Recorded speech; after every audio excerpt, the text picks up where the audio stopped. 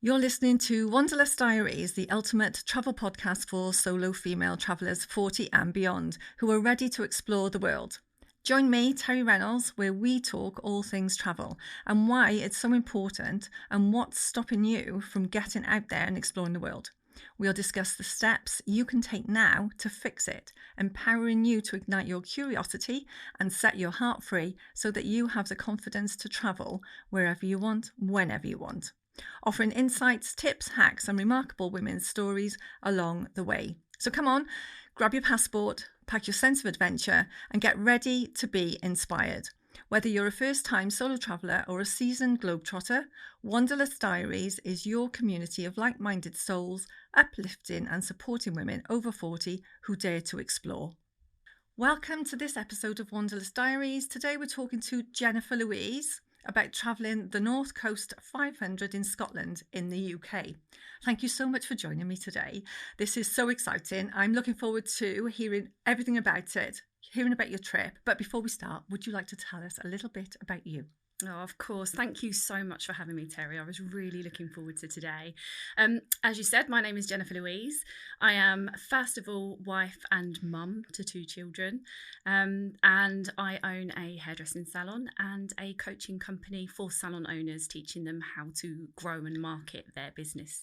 So that's me. I'm really excited to start digging out some little gems for your listeners so that they can perhaps take them on a little journey of their own. Love that. That's going to be great. Yeah, I'm really interested to find out about this trip because it's something I might want to do myself. Oh, you will, trust me. So, okay then, let's start with from a lovely, smart, comfortable salon up to Scotland doing the North 500. So why? I mean, what inspired you to do that, and what preparation did you have to do, like mentally and physically, before you set off? Okay, so there is 2 parts to Jennifer Louise. There's the salon owner, businesswoman that wears her nice clothes and likes to look good, and there's this part of me that loves hiking, loves climbing up mountains, loves walking in any weather, just spending time outdoors. There's a real sense of freedom. And I think part of that trip was that I built a business to create freedom. And business has been hard for everybody in the last few years. And that freedom I've kind of now found through traveling and doing other things that I wouldn't necessarily have normally done. Couple that with our dog who loves to walk for hours and hours and hours. So it's become part of my life on a daily basis. I just really wanted to kind of expand that. Then throw into the mix, my husband is Scottish. I had visited Scotland for the very first time on the 1st of January last year, which I loved it. Glasgow was amazing. We spent New Year's there. And then Jamie was saying that there's this whole, I didn't actually realise how big Scotland was to begin with. It is so big. And there was this whole top part that he had never really kind of explored. And so he really wanted to do it. And I suppose I'm just really, really lucky that the pair of us, like, even on one of our dates, we was out walking in Epping Forest for hours and hours and hours in the pouring rain, having the best time ever. Oh, you see, that's what love does. But that's what we're like, and it's very hard to find somebody that has the very same interests as you. And I suppose the pair of us have been very lucky in that aspect. And then then the North and NC 500 came up, and both of us was like, oh my god, let's do it. Prep wise, physically, none. But we did have to kind of figure out the route that we was going to take.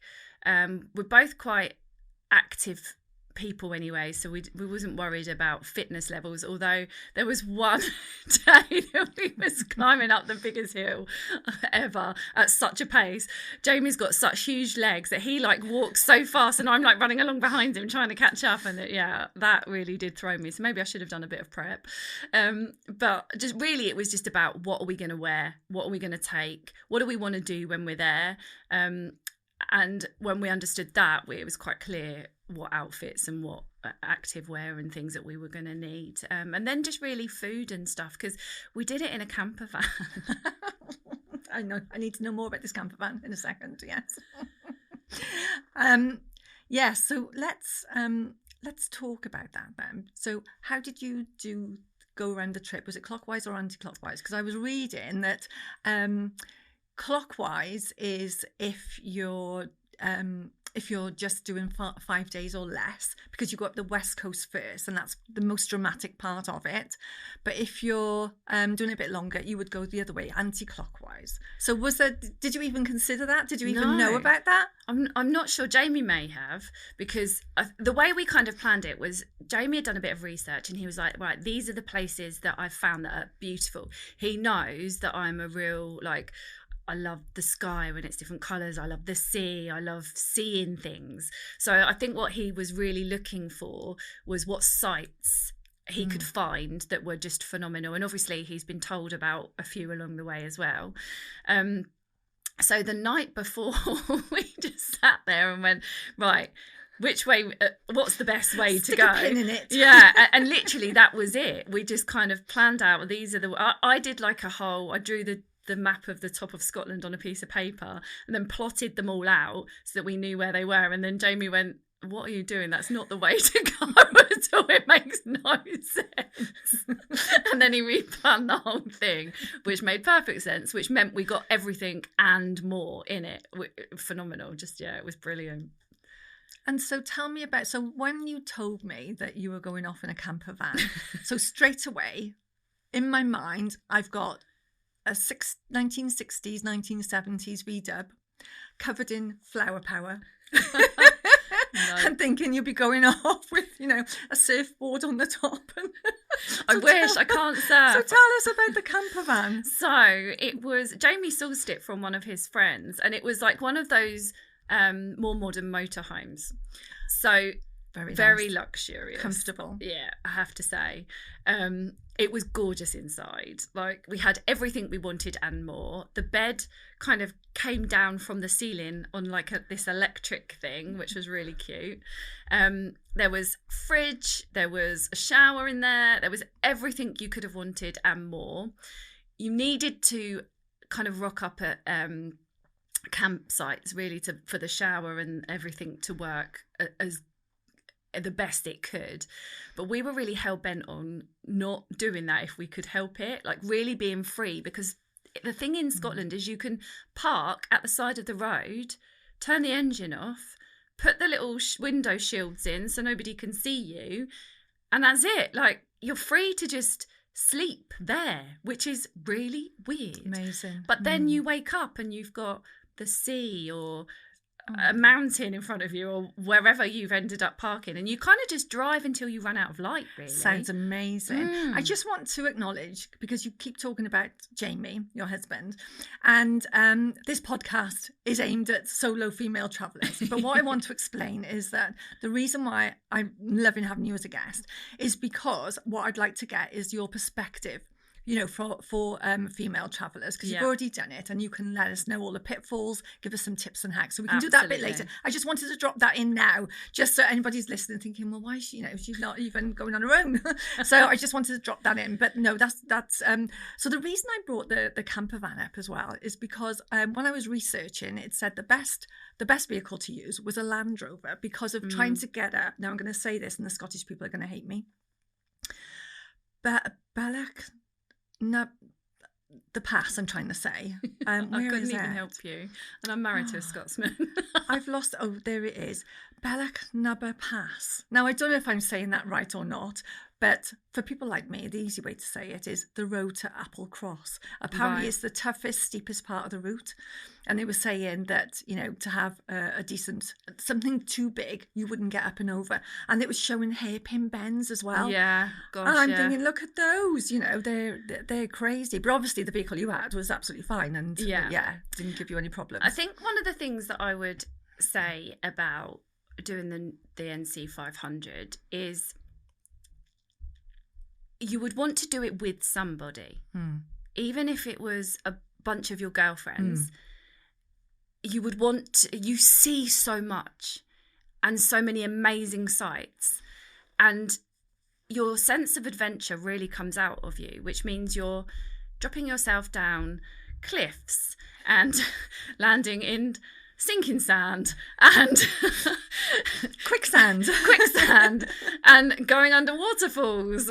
And some of the stuff is quite dangerous, but you just can't not do it. Like, something inside of you, just that adventure just like overtakes you. Yes, the explorer, isn't it? You know, Yeah, and I'm sure absolutely. there's been many women who'd want to do that. It's Yeah. just while you're there, you've got to do it, because if you left and hadn't done it, Yeah. that's when you kick yourself. So I think the first thing to really, really point out is, if you are planning on doing that, and you know, there were many, many women driving motorhomes. I am not one of those women. I would be driving down screaming every time someone comes anywhere near me on those bends, because the roads were quite a lot. I was going to say, did you share the drive? No. On the way up there, I'm thinking to myself, I'm absolutely having a go of this. Like, I've always wanted to have a go. I've always wanted to try and drive one. So I was like, perfect opportunity. And then when we got in it and I saw how difficult it was to drive, although Jamie did amazing, like just duck to water. And every time we drove past another camper van, there's this secret thing that we didn't even know was a thing, that everybody waves at you. Oh, a friendly, lovely friendly Yeah, atmosphere. it's like you're part of a club because you're in a camper van. And so I did notice that quite a few times the women were driving, and I was like, my God, that's amazing. Very brave. Very brave. Not something that I think I will do now. But yeah, I think, you know, thinking about that safety aspect, really making sure that you do go with somebody, that it is planned, that other people know where you're at. There are parts that you have no signal, potentially run out of petrol, because petrol is, and we'll talk about that probably a bit later on, but petrol is quite a thing. So there's lots of things that I think women need to really, really think about before they go. Consider, and we'll talk about, as I said, some tips and hacks. Yeah. We'll talk about that towards the end. So, I mean, it sounds wonderful. It does sound wonderful. A bit crazy, but like something that you'd want to do. Did you see the Northern Lights? Is that something that you could see from there? We didn't, no. But to be honest with you, we didn't look for them at any point, really. The van was so cosy. I thought it was going to be freezing cold.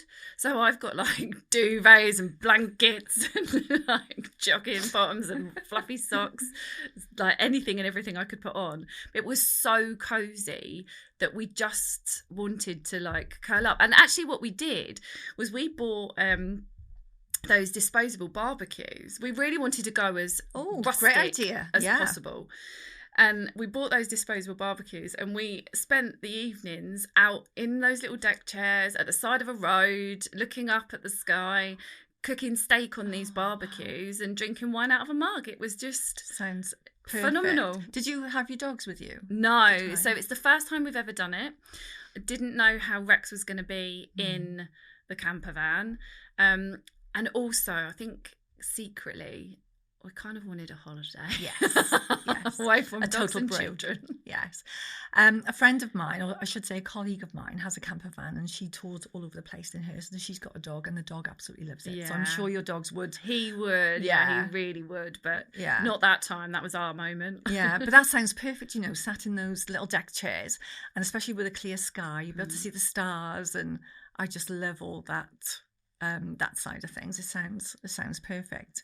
Well, that's a shame you didn't see them, but you know, it's one of those things, isn't it? So you mentioned the quicksand.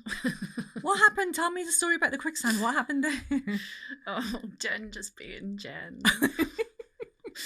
So we wake up the night before. The weather had started to get quite bad, because we experienced every weather that you could possibly ever think about in this week. Honestly, it was just amazing. The weather had become to get quite bad, and so we'd kind of taken shelter in kind of like this, I don't know, there was like trees and that stopping us from getting the batter in from the rain and the wind, and we'd had some nice food, and we'd gone to sleep, and we'd woken up, and Jamie was like, right, that beach is just round there, let's drive back slightly and just go and have a look at it, because we couldn't find it and we was running out of light. So we parked up, and we've climbed down this steep cliff's edge to go down, and kind of had to figure out how to get down there in the first place. And really, I should have been thinking, this is a beach that clearly nobody walks on, so maybe have your wits about you. But Jen being Jen is just so super excited about this beach and the sea and the rocks. And on the way down, we could hear water running. And I said to Jamie, what's that? And then we managed to spot a waterfall coming down through the trees. So on the way back, we were like, we're going to go and find that waterfall. We're going to go down there and see if we can get it. But I've grown up on the beach. I've lived on beaches my whole life, and so I think I know what I'm doing. And there's this big rock, and generally from where I've come from, the beaches that are well trodden, you could go over to the rock and there's water surrounding the rock, and you'd find some crabs and some, like, you could have a little fish around in there, and you'd find some shrimp or whatever swimming around. So I went over to look and see what wildlife was in this rock pool. And before you know it, my foot has just sunk straight through, like literally up to my knee, and I'm in this sand going, rescue me. Yeah, but he thinks I'm just like, I'm just being me. And as he's turned around, he's like, oh no, I've literally gone on my back. I'm laying on the sand. Luckily, as Jamie said to me afterwards, spreading your weight so you didn't end up going straight through. But it might not have been deep. It might have just been that bit, but that could have been very bad for both of us. Oh God, well, at least there's a happy ending to that story. But the outcome for that is like, then I was really shooken up, because then I was like, at first I found it really funny and thought, oh, that's something I can now talk about. I've been in singing sand.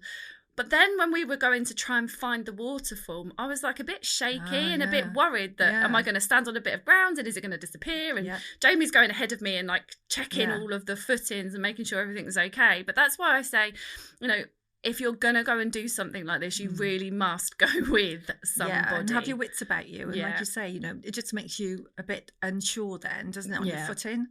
So that a bit nervous. Yeah. But I'm sure it didn't last long, did it? You were probably okay the next day. I was rescued within 2 seconds. Yeah. And luckily Jamie knows how to switch my brain to stop thinking about things like that. So yeah, it was fine.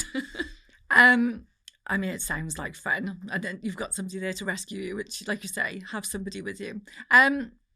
So on this trip, talking about comfort zones and taking yourself out of a comfort zone, did you feel like you were out of your comfort zone at all? Or because you were in that camper van and it was comfortable, do you not feel you were? The first night was strange. If you think about parking a car up at the side of the road and sleeping in it, like you just wouldn't. Somebody could smash the window or, I don't know, do anything. So that felt quite weird the very first night. But I think on the second night, when we'd seen lots of other vans just doing the same thing, it was like, oh, this is just what everybody does. And really, nobody else would be up there unless they were doing something like that anyway. Yeah. I would think, I would hope. So no, with regards to some of the hikes, they were quite hard going. So that was maybe pushing a little bit outside of the comfort zone. And there was a waterfall. I love getting in water, and I used to swim every single day or dip every single day in the sea, come rain or shine, sleet, snow, hail, whatever. But there was one waterfall that was quite ferocious. Jamie being Jamie, he's stripped straight in there, and I'm like, I really wanted to do it. I really wanted to get in there. But I think in the back of my head, because I'd had that little slip a few days beforehand, and maybe I was thinking a bit like, don't be an idiot, because if I go over, that Jamie's then got to get me out, and you know, then I'm going to hurt myself, then I'm not going to be able to do anything else. So I think in the back of my mind I was a little bit like, no, don't do it. But so I didn't. But the climb down to that waterfall, that was like something else. We were literally on the side of a cliff. Really? Yeah. Climbing along the side of the cliff. So that was quite edge of cliff stuff. Yeah, that was literally. Not that you could have really fallen too far, but you still could have really hurt yourself. And that was torrential rain, and I think that made it worse because everything felt slippery and maybe my footwear choice. I had hiking shoes on, not hiking boots, and I did think to myself, maybe the next time I'll do boots instead. Just so there is going to be a next time then? Oh, absolutely. I reckon there's so much more. Jamie, I was so gutted. Jamie found this amethyst purple cave on the route of the North 500 after we'd come back, and I was like, right, so we definitely need to go and do that again. Get some amethyst. Yeah. It's probably not allowed though. Oh, listen, I was taking rocks from everywhere. Little pebbles off the beach. That's coming in the bathroom. It was a bit, I was like that when I was in Australia, when we went to Cooper Pedy in the middle of Australia, and it's opal mines everywhere. Oh. Don't take anything. It's like, okay, just take a little bit. Nobody will notice. Yeah. A tiny little bit. You just have to, don't you? You do. Sometimes it's the memory, isn't it? Yes, and it's the energy from that moment in time that you're taking home with you. Yeah, no, exactly. No, I don't blame you at all. So what was it, that's what I was going to ask you, was there a point at all when you thought, right, I've had enough, get me to a hotel? No, did you ever get that feeling? I've got a really funny story. So Jamie had a live, I can't think what it's called, but like a live podcast, but it's like a stage thing. My brain's gone mad. Anyway, so we had to find a hotel room with some Wi-Fi and a backdrop so that he could do this session. So he was releasing a therapy in a book, and he was speaking on stage. And it literally went Les Brown, Mimi Brown, Jamie Kerr. So we could not do that in a camper van. Like, that could not happen. So we were running around Thurso, trying to find a hotel room just so that we had a backdrop. And the pair of us that night, there's this beautiful hotel room, we can sleep in there in the beds, and we both went, should we go back to the van? Because it was just freeing. That sense of freedom outweighed everything else, and we ended up staying in the hotel, and I'm really, really glad we did, because we would never have seen it. In the morning, as we went back to the van, as we walked round, the van was kind of parked on this big river, and there was seals lining up all down the river, so we got to stand there for like 30 minutes and watch the seals play in. And that's amazing. Yeah, like you said, you probably wouldn't have because it would have been dark, we wouldn't have seen them, and we'd have left first thing in the morning. So and it was great to have a really good hot shower. Yes. I was going to say, it's about the home comforts, isn't it? You know, it was all right for a while. Because how long did you do the trip for? How many days? We were out on the road for about 5 days. Oh, yes. Yeah. So it is nice to have that, just to have, like you say, just have a nice shower. And but I would have totally didn't need it. No, didn't need it. And if Jamie wasn't doing that seminar, we wouldn't have done that. Yeah, at all. No. Yeah, I know. I did wonder, because I was thinking when I was travelling myself, I know I was away for a long time, but every now and again I'd book the hostel, and I'd have a single room to myself. And I'd have, a bathroom to myself as well. And I just do that now and again, just for a bit of comfort on my own, just to have the space. And I know you weren't away that long, but I was just thinking, because of the ruggedness and what you were doing, sometimes it's just nice to have a little bit of comfort. Yeah. But like you said, it was nice to be there, but you didn't need it. No, the van was honestly, it was brilliant. Yeah. It was really good. So you took enough clothes for the time you were away. Yeah. Did you have to then pack? It was all about packing all like the duvets, all that type of thing that you would normally take in. Yeah, and I think some of the things that we really forgot about, that I reminded, because my daughter-in-law, for my son's birthday, just paid for them to have a camper van, and they didn't do the full thing, they just did a little bit of it, but that was a couple of weeks ago. And so I was thinking, right, what did I forget that I really needed? And it was things like washing up sponge, washing up liquid, tea towels, like all those little things that you just don't think about. Microfiber towels so that they dried quicker, because we were like in the sea or in a waterfall or in a river or in Devil's Pulpit. Like, we were in and out of water constantly. Yeah. And we kind of had to plan that. Okay, what part of the water are we going to go in today? Because we can't keep getting wet and dry. We haven't got enough clothes for that. Yeah. And then it was just a case of layers. So, like, making sure you've got a base layer, making sure you've got enough socks, enough underwear, enough trousers, shorts, just in case you're nipping out to do something. Like when we went down to the beach, although it wasn't warm enough for shorts, it was just easier for us to just chuck a pair of shorts on, get in the water, chuck the shorts back on, get back in the van, then get dressed nice and warm. So it's just really about thinking about what we wanted to do. And what time of year did you go? Wasn't it August, September? Yeah, it wasn't. Winter was not too far away. I can't remember. I think it was September. Yeah, it was September. Yeah.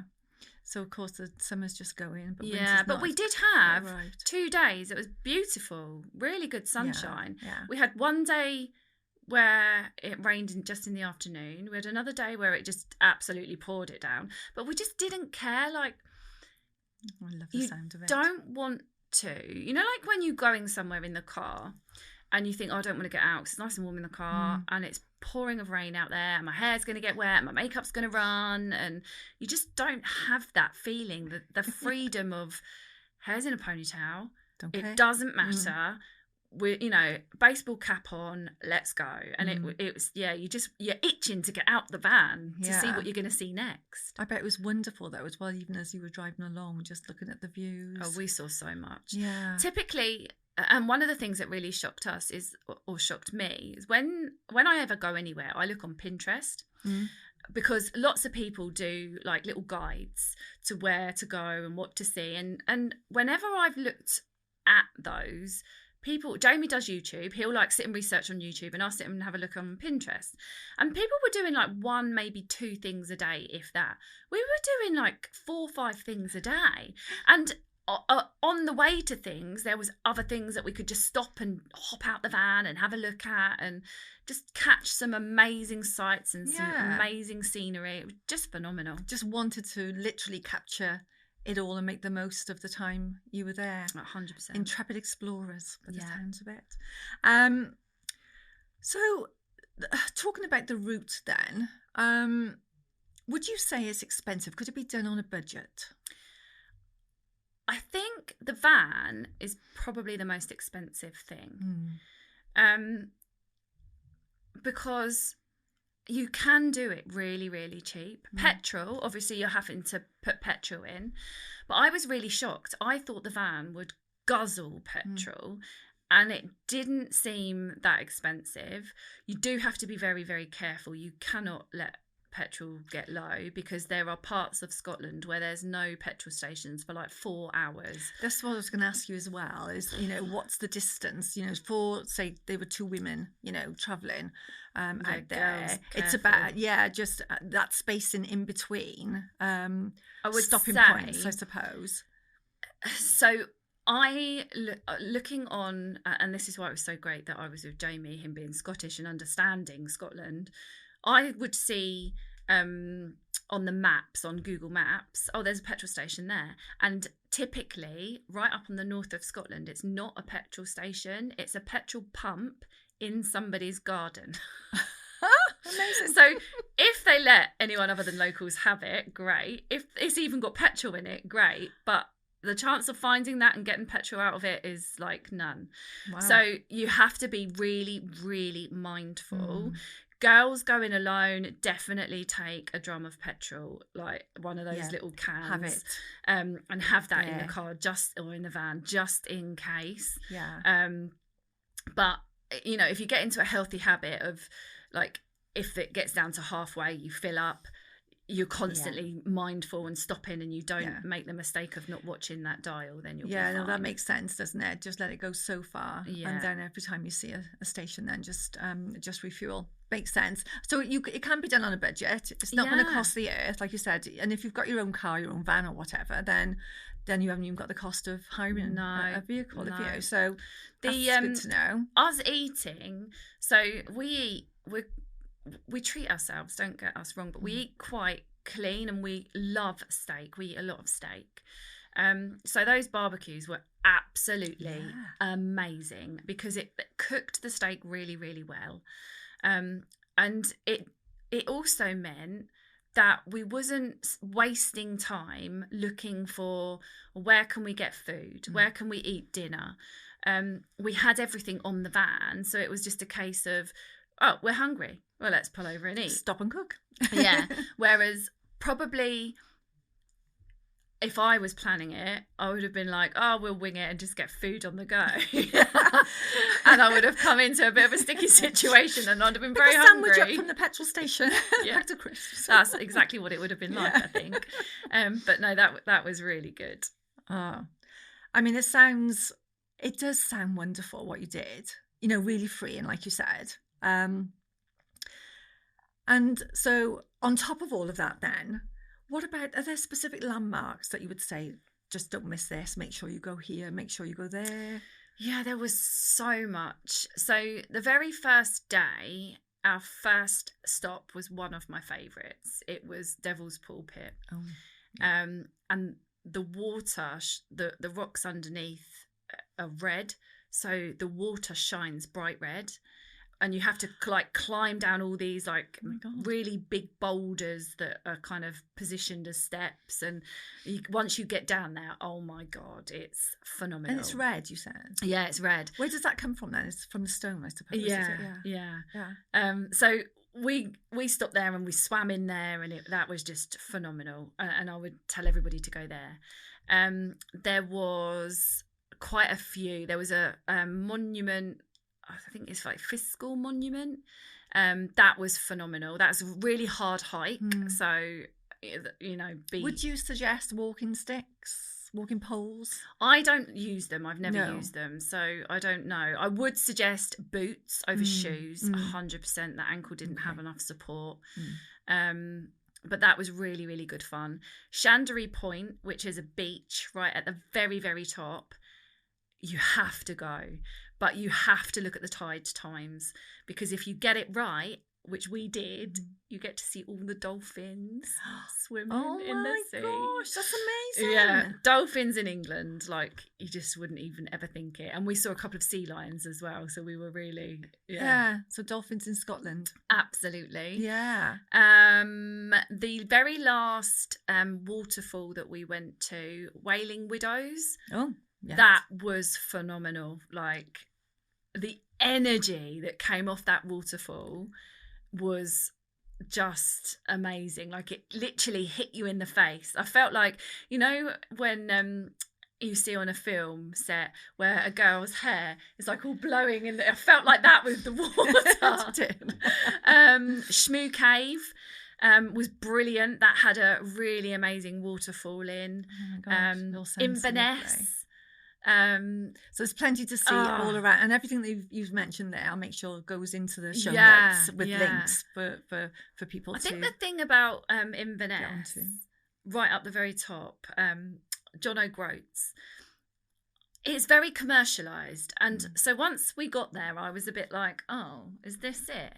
But then, if you're standing staring at the sea, to the right of you, there's a little walkway that you can go off and have a wander. And so Jamie and I love him walking. Off we went. That was phenomenal. Was it? Yeah, we could walk right up to the cliff's edge, and look down at the sea, and it's where the North Sea meets another sea, and the energy ripping through those seas were just phenomenal. And the same at Shmoo Cave. The cave was very commercialised, but I loved seeing the waterfall that was there. It was beautiful, and the energy coming off of that, literally hitting you in the face. You come out soaking wet. But there was a walk up the top of that, and Jamie and I sat on the edge of the cliff and watched the waves crashing and bashing around, and that was just phenomenal wonderful. As well. One thing I will say about Chandery Point is if you've got a camper van, you cannot go down the bottom, so you have to park up the top and walk down. Is that? But well worth it. Yeah, well worth it. Amazing. Like I said, I put all that in the show notes. So a couple of things I want to ask you now then is From that trip, did you learn anything about yourself? You know, so that the fact that you're saying how freeing it was and the freedom you had, did you learn anything about yourself while you were doing something like that? Because you know, thinking about the open space and the freedom of being able to do that and being out in it as well, and being so close to nature, being close to the earth. You know, with all that earthing that goes on, obviously when you're barefooted, and I can imagine it just felt amazing. It really did. One of the things that I learned about myself just before, previous to this trip, is I climbed Mount Snowdon. And when I got down the bottom, I realised that on that climb, I hadn't thought about anything or anyone else the whole climb, because all I was concerned about was where to put the next foot. Me and my best friend did it together, and Georgia and I took the wrong route, and we ended up literally climbing with our hands up this blooming waterfall. And oh my gosh, not the route we should have taken at all, especially with Rex the puppy, not even 1 year old. A bit of a girl malfunction there. We should have researched. So girls research whatever you're doing. But I realised that being out in that nature and getting to the bottom and realising I hadn't thought about anything, I realised for the very first time I had been able to meditate. Because I've always had a go at myself about meditation. Oh, my brain's not quiet enough. Everyone else seems to be able to just do it and I can't, and my brain doesn't shut off, and I don't get peace from meditation. It just winds me up. And I realised that clearly is my form of meditation. So I really fed into that fact in Scotland and really tried to think about things that I hadn't had time to think about, or just use the time when I was walking to think, where's my next foot going, so that I wasn't thinking, a skill that I had obviously just learned. But the biggest kind of, not surprise, because it's definitely not a surprise, but the biggest thing was I don't think I'd realised how stressed I was. And like, if you speak to my husband, he would say to you, that trip, it was a different Jen. I was so calm and so just free, and I could think and I could breathe and I could be without anybody needing anything from me. I think, you know, when you go into a meditation and it all starts off and it says you have nowhere to be and nobody needs you, and as soon as that happens, I think, what a load of rubbish, I've got 6 places to be and everybody needs me. And that's why I cannot meditate. But I'm the same as you with that, yes. But that, I had nowhere to be. It was wherever the van stopped next. I had nobody that needed me. You know, the dog was with somebody that looking after him. The kids were with other people that were looking after them. My son's grown up and doing his own thing. I had nothing and no one or anything that needed me. So that created calm in my mind. Fantastic. And just allowed me to just... You can't pay for that, can you? You just cannot pay for it. But I'm exactly with you on meditation. I'm not a meditator. I meditate via walking or cycling or even exercise when I do my workouts in the morning. I find that's when I can really get into my own zone. Do you know, I'm going to blow your mind away here. So I said this to my husband about meditation, and he said, it's because you're doing it wrong. And I was like, why am I'm not doing it wrong? How am I doing it wrong? And he said to me, when you go into meditation and thoughts pop up, that is meditation telling you they're the things you should be working on. That's the inner work you should be doing, because that's the things that are troubling and bothering you. So if you just view it, that actually it's not noise, and stop trying to shut it down, allow that thought to pop up, write it down, and then you've got a list of all the inner work that you should be doing for yourself. Right. Those things start getting ticked off the list, and now they're not popping up anymore. Okay. Then there's nothing to pop up. I'll give it another go. Yeah. You know, I get on. I love it now because I have that in my head. I can just write, okay, that's something that's bothering me or troubling me. So you've got your routine down now, and you can do that. I will give it a go. I shall try. What's your best memory of the trip? Oh, I bet there's too many, really, is there? There really, really is. So I'm probably there was 3. So the first one was Devil's Pulpit. Oh, yes. Going in there and getting in that water and feeling so alive. And it was raining. It was horrible weather, but it was just phenomenal. Like when my eyes first see that, because we first saw it from the top looking down, I was like, oh my God. The dolphins. Oh, yes. 100% was like a massive... and we've got some really lovely pictures because the sun was just setting, and basically you time it where the tide is either going in or out, so that there's fish in the sea where you, like literally right at that point, and that means all the dolphins come in to the shore, and that's how you can see them. So you really must look at when's the tide going in or out and really research that so you get to see them. And then the very first... it was either the first or the second night, we'd put the bed down, we'd got like a little, like really nice little torch on, kind of like candlelight, and we'd like just cuddled up into bed, and it was just like just putting down any worries or troubles or anything that I needed to go home and think about or go home and do. It was just that moment of, we are in the middle of nowhere. It is pitch black. We've just eaten amazing steak. It is just us.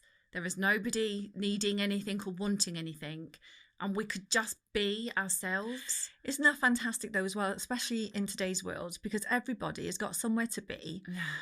That's 3 hours ago. Yeah. You know, we're always chasing, you know, and we try to get away from that, and we try to become stress-free. Yeah. And sometimes that just doesn't happen. And sometimes you just need a trip like this, even if it's just for a day or 2 days, just to reset and rebalance. Yeah.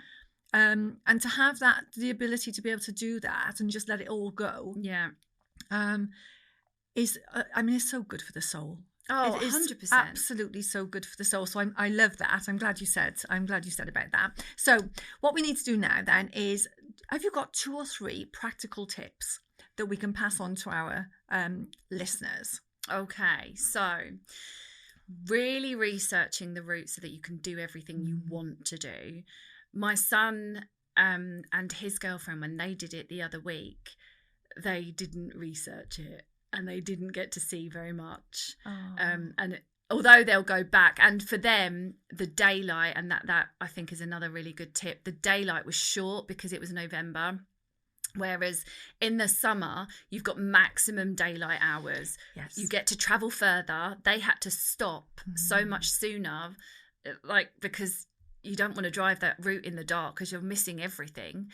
So definitely go in the summer so that you've got maximum daylight hours. And then try your absolute hardest to come away from normal life. Cook food on a disposable barbecue. Don't eat in a restaurant. Yes. You know, we didn't go to campsites to stay out in the nature on purpose.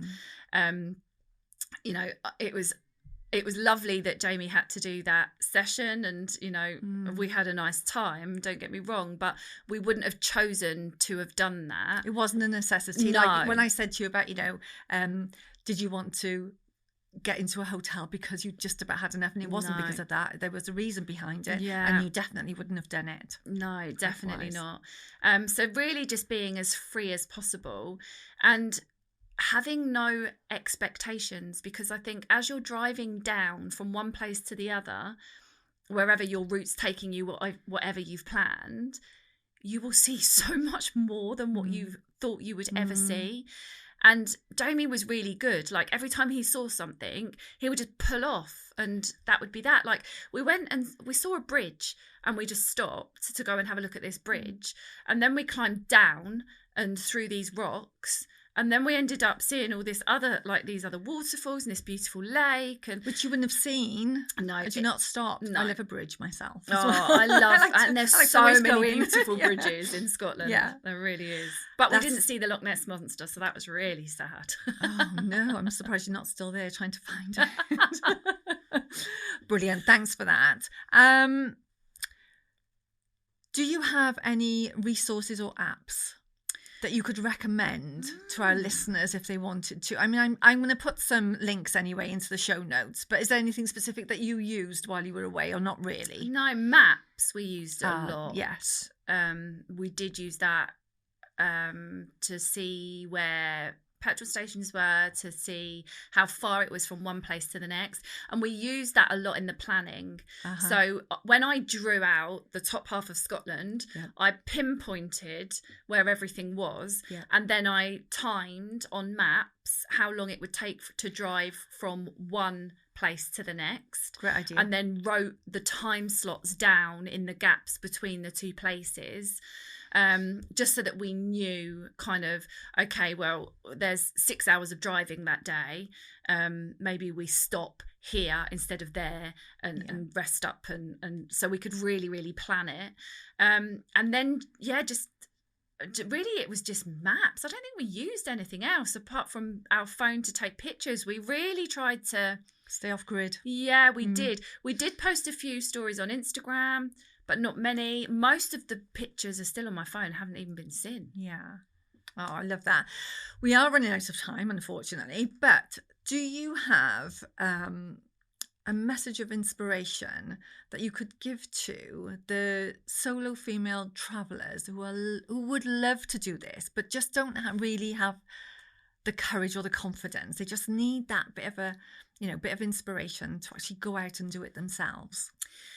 Like I said earlier on, I think it's not a trip to do just by yourself. I think you should go with somebody. So looking at that from, how would I go about that? I would probably join a hiking club, a women's hiking club. There's lots of them around all over the place. And there's an app called, I think it's called Meetup. Yes. That there's lots of hiking clubs on there. And predominantly, I mean, they'll say to you whether they're female only or not. I would then start using the hiking club and make friends, and then suggest, does anybody want to come on this trip with me? I'm planning it. Do you fancy getting involved? It would be great fun. And then that's probably how I would go. Or just taking a best friend. I'm really lucky, Georgia, my best friend, she loves doing stuff like that. So she's just happy to and we're so last minute. Literally one day we were having a chat, and then 3 days later we were climbing Mount Snowdon. You were off. Literally climbing the damn thing. No prep, nothing. We didn't even know where we were going. We're very much like that. Yeah. But I think if you don't have the luxury of that, then finding somebody in one of those... That's a great idea. Facebook groups as well. Yeah. You could find lots of Facebook groups. Or running groups. My daughter was talking to me yesterday about doing this female running group in our local area. And that's, people that run love walking as well. So it just really finding somebody. Absolutely. Yes, you can find those groups. Oh, Jen, it's been great talking to you. We've literally run out of time. And I think that's the perfect place to stop, actually. Yeah. So giving our listeners some advice on how they can contact others to go on a similar trip, because it can be daunting if it's something you've never done before, and to do it in your own country maybe is a lot easier than maybe just going further afield. Yeah. So this has been, I think that this has been amazing for women to think about. I don't have to go flying off anywhere. I can actually do it in my own country. Well, it builds confidence, doesn't it? Absolutely. Once you've done it in the UK and you've built that friendship with somebody, maybe that friend will go to the next place and the next place with you. Yes. And you've built confidence in yourself and your ability to do things. No, absolutely. I totally agree. I totally agree with that. So thank you very much. It's been absolutely brilliant. And just to let you know that all of Jen's information will be in the show notes. Until next time, thanks for listening. And that concludes this episode of Wanderlust Diaries, celebrating the fearless spirit of solo female travellers who are 40 and beyond. I hope you found inspiration, valuable insights, and a renewed sense of wanderlust. Thank you to all our incredible listeners who have joined us on this exciting journey. Remember, age should never stop your quest for adventure, because the world is waiting for you to explore its wonders. And don't forget to join our community on social media to connect with fellow travellers, and subscribe and review us on your favourite podcast platform. All links are in the show notes. Keep dreaming, keep exploring, and stay fearless. Until next time, this is Terry Reynolds signing off from Wanderlust Diaries. Psst, don't keep me a secret. Please tell your friends and fellow travellers.